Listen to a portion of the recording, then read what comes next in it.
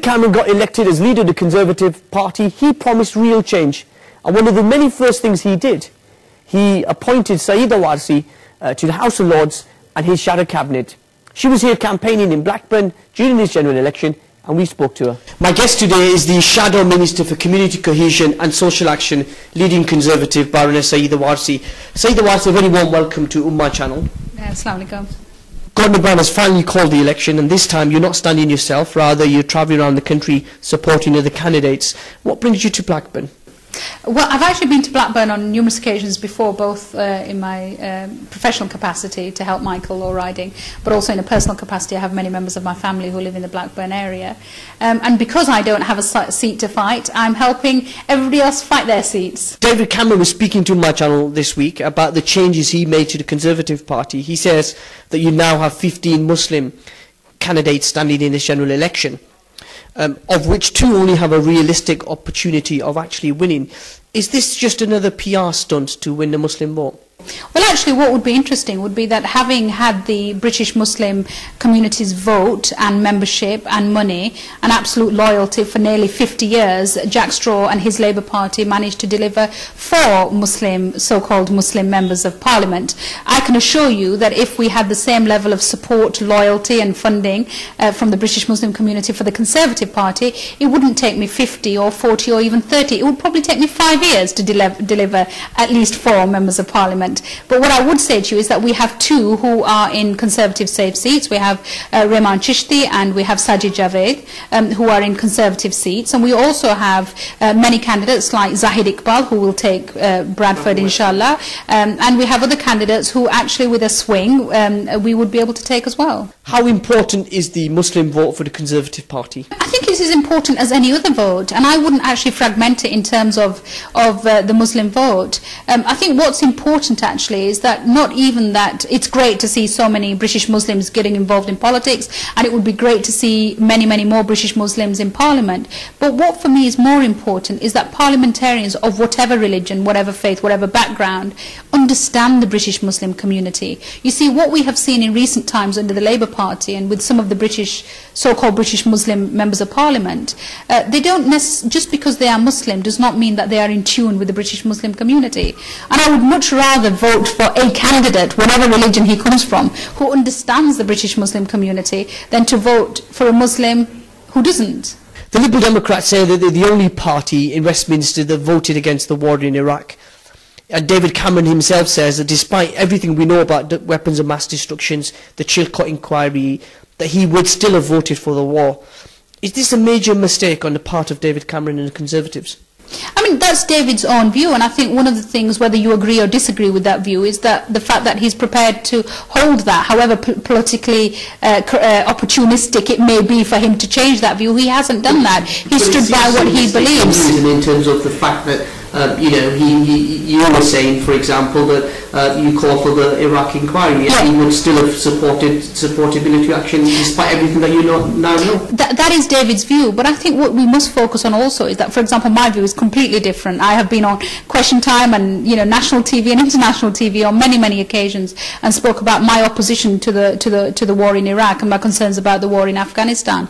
But what we have to see is the fact that despite holding those differing views, that our shadow cabinet, actually, if you look around the table with its Ken Clarke or Andrew Lansley or myself, you have a number of people around that table who were very clearly anti-war. And the fact that he makes up his... voted against the war. Andrew Lansley as well. Yeah. And if you look around, I mean, this is the Shadow Health Secretary, this is the Shadow Business Secretary, this is the only Muslim in the cabinet or the shadow cabinet of any political party. We are serious figures who hold a view which is different to that of David Cameron, but the strength of David Cameron is that he chooses to have people around his shadow cabinet who are not absolute yes men and women who will do exactly as he wishes and hold views exactly like his are. That's the strength of the shadow cabinet. What I would say is that if the war in Iraq is something that is deeply disturbing the British Muslim community, and they deeply feel that that is the biggest issue for them to be able to vote on, then Blackburn should turn blue. Because Jack Straw was the man who led us into this war. He was absolutely at the centre of all of this. And if the British Muslim community choose not to vote Jack Straw out, then I think that your assertion that it is the biggest issue is wrong. Well, the British Muslim community can't have their cake and eat it. They can't say that we're really, really concerned about the war in Iraq and then re-elect Jack Straw. They're replacing Jack Straw with a political party that also supported the war. So no, there's replacing one pro-war. They're replacing a foreign secretary who took us into the war in Iraq with Michael Law riding a candidate who was not in Parliament to vote for or against the war. Let's just know a bit more about you for the benefit of our viewers. You're seen as a role model for young British Muslim women. What advice can you give to viewers about your journey from Dewsbury to the Shadow Cabinet? What I would say is that anybody who wants to change things should use politics as a way of doing that.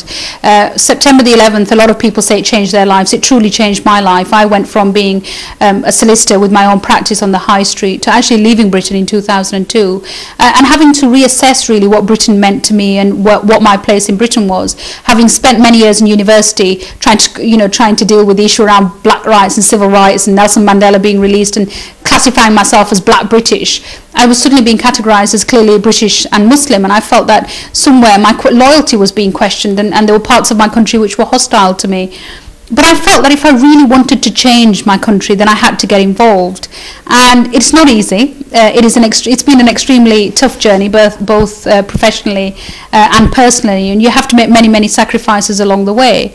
But what I would say is that Britain is one of the few places in this world where you can be born the daughter of an immigrant mill worker from Pakistan and end up as the youngest member of the House of Lords, and do so while still being proudly of Pakistani origin, proudly Muslim, and deeply loyal to Britain. You took on the BNP's Nick Griffin on Question Time along with Jack Straw.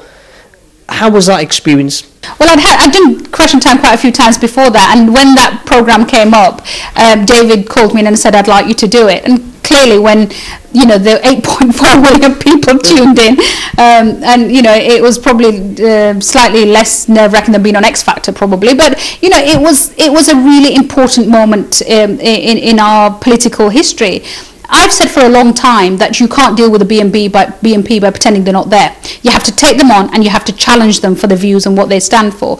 And therefore, I was glad that I was on that programme. The only thing that concerned me a little bit was when we first turned up on set, Chris Huhne and Jack Straw, who were on either side of me, turned up with a huge amount of paperwork and sat down, and I looked at them and I looked at my 3 pieces of paper and I felt like that young person who feels they haven't done enough revision for an exam. And I thought, oh my God, I'm going to fail. But I think what I did was I spoke from the heart on that day. And I hope I spoke not just for British Muslims, but I spoke for decent people up and down this country. And I think what came out as a result of that was my inbox was heaving with emails the next day, especially from young Asian girls and young British Muslim women who were saying, I want to do that as well. I absolutely believe that I can do it as well. And if just by being on there, by being British Muslim and conservative, and by being on Question Time and being in a position to challenge Nick Griffin has actually inspired other young people to say, I can do it too, then I hope I've done my bit. We're coming towards the end of the interview. 2 points really. How will life change for you personally and your family if you wake up on May the 7th and you sat in the cabinet at 10 Downing Street?